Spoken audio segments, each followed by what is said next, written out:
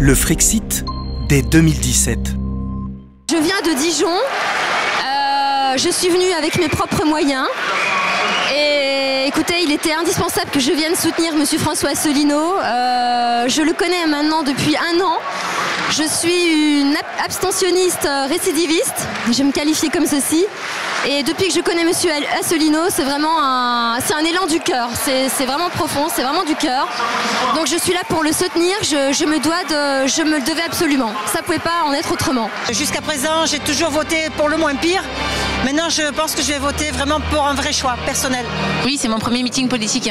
Qu'il est la seule solution pour notre avenir et ceux de mes enfants. Je pense que c'est la seule personne qui peut aujourd'hui apporter ce dont on a besoin. Donc, quelqu'un d'honnête et qui participe qui veut le bien pour les Français, et tant au niveau culturel que social. Donc, je pense que c'est bien.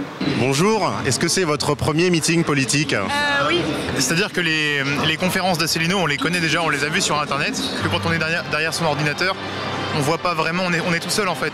Et là, ça permet de voir un petit peu l'ensemble de l'UPR en fait. De voir la diversité des gens qui sont là, quoi. C'est magnifique, il y a des gens de tous les horizons, on les voit, ils sont là, ils sont contents, ils sont derrière l'UPR et ça va être une belle journée, je pense.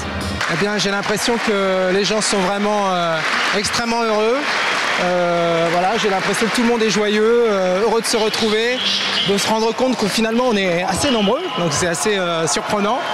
Et puis voilà, je vois que des sourires, des gens qui lèvent des drapeaux, donc je sens une émulation.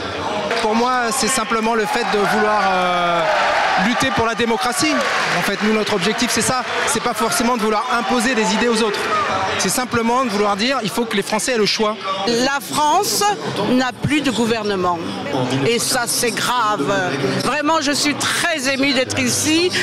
Et je souhaite vraiment que M. Asselineau soit élu président de la République. J'ai jamais assisté à un meeting auparavant. Ouais. Je votais plus, que je me sentais représenté par aucun candidat, et que maintenant que c'est le cas, que je me sens représenté. Oui, c'est mon premier meeting, oui. Qui connaît très bien de quoi il parle, ses analyses. Est-ce que ce serait possible que je vous lise la toute petite lettre que j'ai faite là? Je me réjouis à l'idée de vous élire. Faisons ensemble l'aujourd'hui dans lequel nous souhaitons vivre. Nous sommes tous présidents de notre beau pays que nous voulons de droit et de liberté. Sur 2 ans quand même où j'ai pu lire ou regarder des vidéos d'Asselineau, j'ai pu vraiment étayer ma connaissance sur des sujets très techniques parfois. Ça fait du bien. Les analyses de M. Asselineau sont absolument implacables et c'est les plus intéressantes qu'on peut trouver sur tout le panel de tous les hommes politiques actuellement en France. La plupart des gens n'étaient pas engagés en politique, n'étaient pas militants, et je pense que c'est révélateur de ce que ça a amené chez eux. Beaucoup parlent de révélation, de prise de conscience. On a besoin de se relever. Le 23 avril, participez à l'histoire de France avec François Asselineau.